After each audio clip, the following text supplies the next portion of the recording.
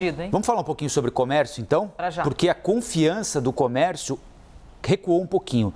1,3% agora em março, na comparação com o mês anterior, segundo uma pesquisa que acaba de ser divulgada pela Confederação Nacional de Comércio, Bens, Serviços e Turismo. Sobre esse assunto, nós vamos conversar com o economista da CNC, Antônio Everton. Antônio, bom dia. Queria que você explicasse para a gente o que é que motivou essa queda, embora os motivos sejam bem previsíveis, né? Não estamos nos melhores dos mundos neste momento, né? Bom dia. Bom dia. É uma satisfação conversar com vocês.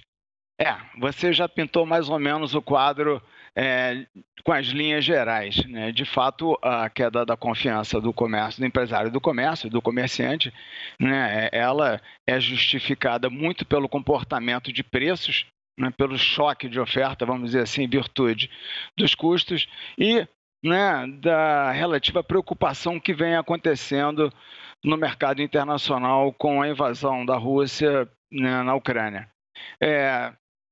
Os combustíveis subindo bastante, por um lado impactando custos das mercadorias que estão sendo compradas para revenda pelo comércio e, por outro lado, as medidas compensatórias para tentar estabilizar esse aumento de preços da inflação por intermédio do aumento da taxa de juros. Então, o comerciante se depara aí com uma situação que espreme um pouco a sua atividade. Aumento de custo por um lado, né, com a expectativa de diminuição da demanda por outro. Dúvida aqui bem básica, bem beabá. Quando a gente fala de confiança do comércio, a gente está dizendo que o público voltou a comprar mais, a gente está dizendo que em algum aspecto para o comércio esses últimos meses foram positivos, em outras questões para além do público. O que exatamente a gente se refere? Quando a gente fala, né, de confiança do empresário do comércio, na verdade o indicador mostra 9 critérios de avaliação em 3 grandes grupos.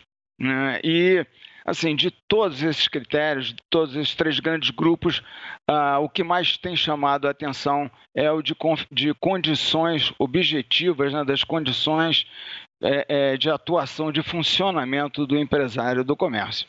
Esse é um subindicador que mostra que as condições operacionais de possibilidades de venda têm influenciado bastante, de maneira marcante, as expectativas do empresário, e isso se retrata, né, pelo que ele vem sendo impactado. Vem sendo impactado, né, pelo aumento de custos. Aí a gente tem das mercadorias que ele compra, né, do custo financeiro com o aumento da taxa de juros e com o que ele espera de movimentação com as suas vendas. Quando o governo aumenta a taxa de juros, ele visa estabilizar a demanda de maneira a fazer com que os preços não subam muito. Então, esse é um movimento que acontece no mercado pela ótica da procura de bens para compra. Por outro lado, ele se depara com uma situação em que dificulta bastante para ele vender, que é o aumento dos custos de compra dele, né? O comércio intermedia produção para venda ao consumidor final, né? E aí ele se depara com um aumento de preços desses produtos e com uma dificuldade bastante acentuada de poder repassar esse impacto de custos para o consumidor final. E aí, né, esse movimento se traduz com maior ênfase no indicador ou no subindicador das condições do comércio varejista. Antônio, o governo está liberando o 13º, antecipando o 13º para aposentado e pensionista. Deve oferecer um programa de microcrédito pela Caixa, inclusive para quem eventualmente esteja com o nome sujo na praça. Tem possibilidade de saque de até R$1.000 do FGTS. Vocês estão esperando ficar com uma parte desse dinheiro? Isso mexe nas projeções de vocês?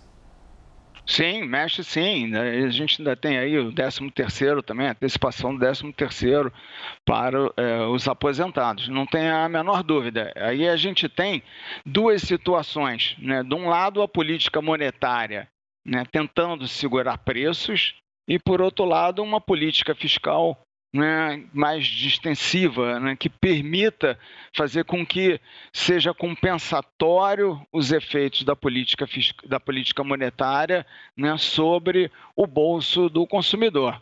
E aí a gente espera que, de fato, né, haja um impacto positivo dessas medidas que aumentam a liquidez, que irrigam dinheiro na economia, e isso possa se traduzir, se materializar em aumento das vendas, em aumento do consumo. Por outro lado, também, essas medidas são tomadas porque as famílias estão muito endividadas e se estima que boa parte disso também vá para bater dívidas, para bater o principal ou parcela dos mesmos. Então, assim, a gente estima que venha sobrar um pouco no orçamento familiar, de maneira a que isso seja rebatido no comércio em termos de aumento de venda. Mas não tenha dúvida, são duas medidas diferentes, política monetária e política fiscal, com objetivos diferentes. E aí o comércio fica no meio, tentando se beneficiar de alguma maneira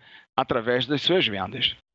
Nós conversamos aqui na CNN com Antônio Everton, que é economista da Confederação Nacional do Comércio, Bens, Serviços e Turismo. Antônio, muito obrigado pelo papo, pela entrevista aqui na CNN. Até a próxima. Até a próxima. Foi uma satisfação falar com vocês. Obrigado. Valeu, obrigado.